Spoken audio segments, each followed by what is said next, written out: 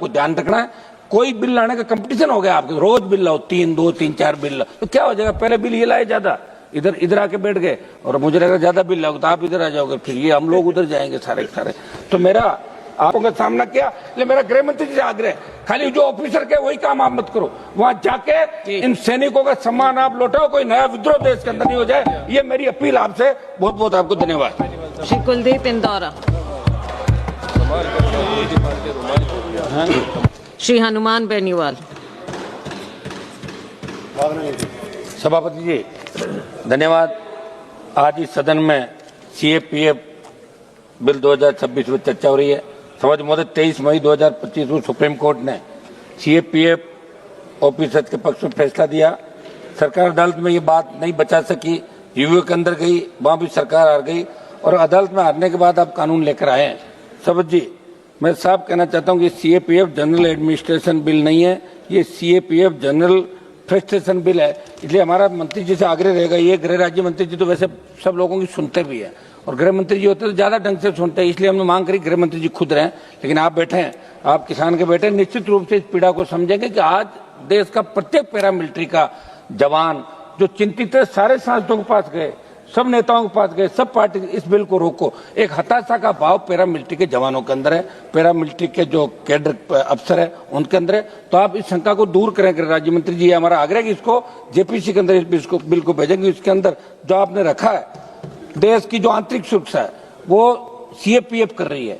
सेना जब वार होता है तो जो सेना आती है, उससे पहले भी बॉर्डर पे बीएसएफ लड़ती है, नक्सलवाद के खिलाफ सीआरपीएफ लड़ती है, हमारी दूसरे बल लड़ते हैं। तो कहीं न कहीं इनके मन के अंदर ये पीड़ा है कि हमारी कोई सुनने वाला नहीं है।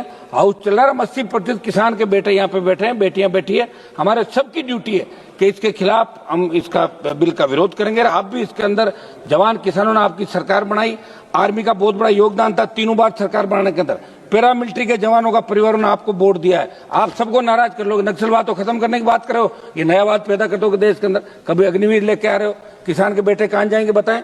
पंजाब, हरियाणा, दिल्ली, राजस्थान, उत्तर प्रदेश, सब ज्यादा बच्चे हमारे बॉर्डर पर लड़ते हैं, कहां जाएंगे? सारे सारी रेजिमेंट खत्म कर दोगे तो लोगों के मन के अंदर उबाल है, देखिए कभी न कभी फूट नहीं जाए, इस बात का भी आपको ध्यान रखना है। कोई बिल लाने का कंपटीशन हो गया आपके, रोज आग्रह है कि ये कानून प्रशासन ने आपकी झुंझलाहट से पैदा हुआ, और अब आपका अहंकार ये कानून लिख रहा है जिससे आपकी सरकार न्याय और नैतिक, अभी तो मैं आपके साथ हूं, नैतिकता की अदालत में कभी बुना नहीं पाएगी।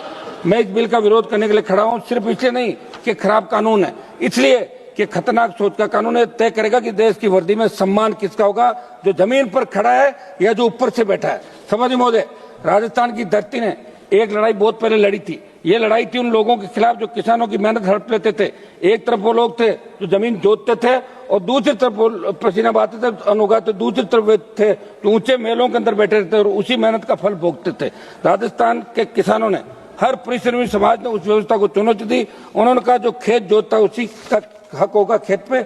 आज उसी इतिहास को इस सदन में फिर से खड़ा देख रहा हूँ। बस फर्क कितना है, आज खेत की जगह देश की सीमाएं, देश के जंगल है, हल की जगह हथियार है, और किसान की जगह सीएपीएफ का जवान है।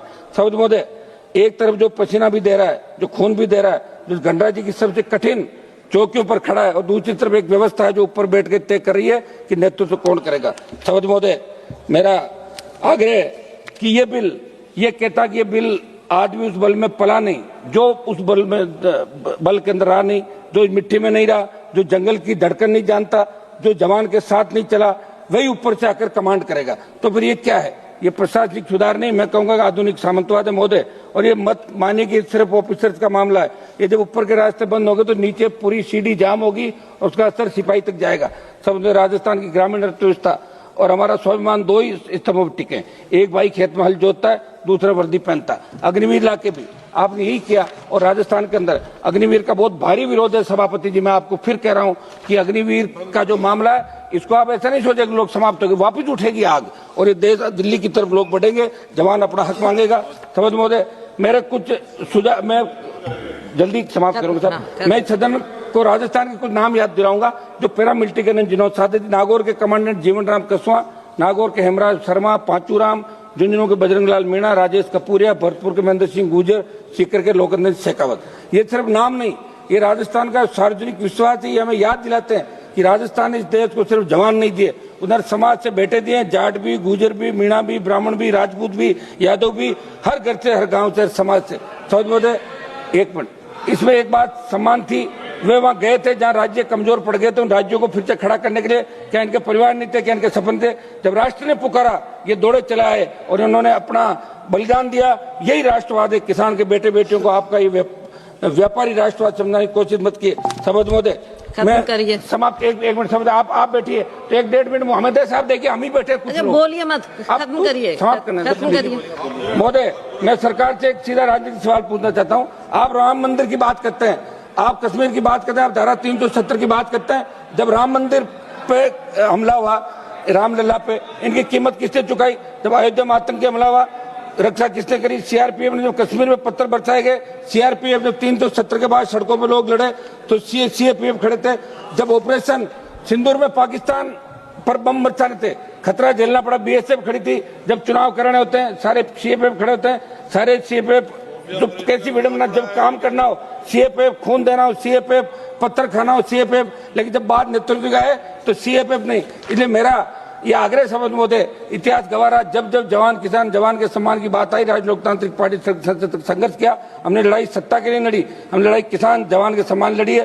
राजस्थान की मिट्टी आपको याद दिलाती है, हमने सामंतवाद इससे नहीं हटाया कि आप उसे नई वर्दी में वापस ले आए। आज सीएपीएफ का जवान इस देश के लड़ रहा है और आप उसे कह रहे हैं कि तुम लड़ सकते हो, तुम लड़ सकते हो और तुम सही हो सकते हो। मेरा सुझाव है बस अब खत्म मैडम, एक मिनट, थोड़ा कम लिख कर लाया। सुझाव मैडम बहुत अब लास्ट सुझाव है मेरा। सुबह भी मेरे को नहीं दिया साहब, प्लीज मैं सुझाव दे रहा हूँ कि सीएपीएफ के अंदर जहाँ सीएपीएफ में सीआरपीएफ, बीएसएफ, आपका ये सीआईएसएफ, आईटीबीपी, सारे जो बल आते हैं, सीएपीएफ के जवान ओल्ड पेंशन स्कीम बहाल की जाए। पे कमीशन में सीएपीएफ को मूल सेवा के कोई अफसर प्रतिनिधि है या नहीं?